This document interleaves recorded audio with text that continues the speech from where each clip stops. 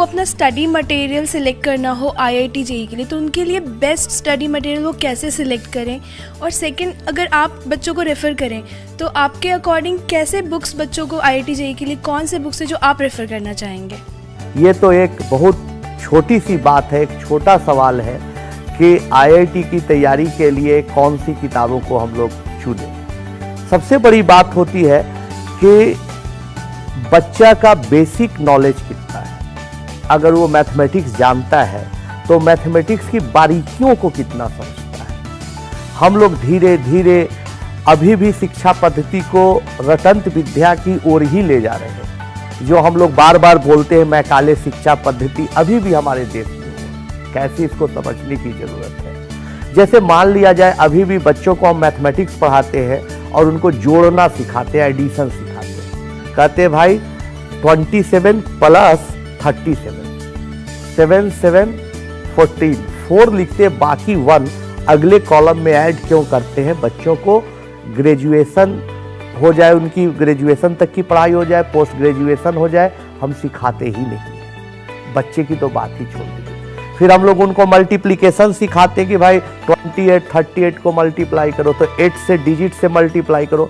फिर 3 से जब 28 को मल्टीप्लाई करने की बारी होती है तो एक कॉलम हट जाते हैं, फिर सबको हम लोग ऐड करते हैं डिजिट्स को, तो मल्टीप्लिकेशन निकल जाता है। एलसीएम 2 4 5 9 का निकालना, इस तरह से हम लोग घेरा बनाते हैं, बाउंड्री। फिर उसमें 2 लिखते हैं, फिर 3 जो कॉमन आता लिखते हैं, खट खट खट खट सबको मल्टीप्लाई करते हैं तो लिस्ट कॉमन मल्टीपल निकल जाता है। Area of triangle half into base into height. लेकिन उसके पीछे की वजह नहीं बताते। तो धीरे धीरे धीरे धीरे बच्चा काफ़ी बोरियत महसूस करने लगता है, उसके मन पर दबाव बनने लगता है और वो सहज नहीं रह पाता है। ऐसी हालात में हम उसे चाहे कोई असाइनमेंट दे, कोई नोट्स दे, बहुत लाभ होने वाला नहीं। हो सके कुछ रट के, कुछ काम चलाऊ चीज़ों को सीखकर आईआईटी में पहुंच जाए। तो आज हमारे देश में आईआईटी के प्रोफेसर इस बात की चर्चा अक्सर करते हैं कि हमारे पास जो लड़के आ रहे हैं, बच्चे बच्चियां आ रही हैं, उनमें नई सोच नहीं। तो नई सोच आए, इसके लिए पूरा तह तक जाके बेसिक ज्ञान होना चाहिए। तो आज शिक्षा में एक क्रांति की ज़रूरत है। देश में सबसे बड़ी ज़रूरत इसके बाद इस चीज़ की है।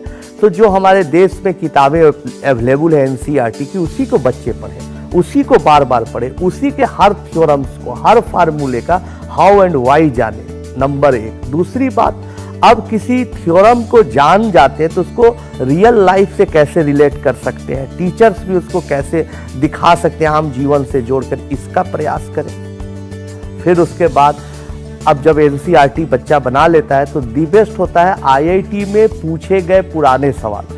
आजकल बाजार में 30 साल 35 साल के पुराने क्वेश्चन पेपर बिकते हैं, सॉल्यूशन के साथ बिकते हैं। उनको उसका बच्चा प्रैक्टिस करता है तो उसके और बेसिक नॉलेज तो +2 का है ही, 11 12 का, और साथ साथ वो अगर पुराने क्वेश्चंस को बनाता है तो और ज़्यादा कुछ पढ़ने की ज़रूरत है। अगर बाय चांस बच्चा कोचिंग इंस्टीट्यूट से पीछे रह जाए कुछ क्लासेस, बिकॉज एक क्लास में बहुत कुछ कवर हो जाता है, तो उस केस में उन्हें क्या करना चाहिए? वो कोचिंग इंस्टीट्यूट में पढ़ रहा है, किसी कारणवश छूट जाता है, तो उसके लिए अभी जो हमारी सरकार जो है, भारत सरकार, उसका प्रयास बहुत अच्छा है कि भाई हर चीज़ को डिजिटल किया जाए। तो मान लिया जाए कि हमारे जो लेक्चर देते हैं प्रोफेसर, कोचिंग में दे, कॉलेज में दे, स्कूल में भी, उसको ऑनलाइन अवेलेबल होना चाहिए। नेट है ही, और आजकल सस्ता नेट है, तो बच्चे उससे लेक्चर को देख के सीखें और अच्छा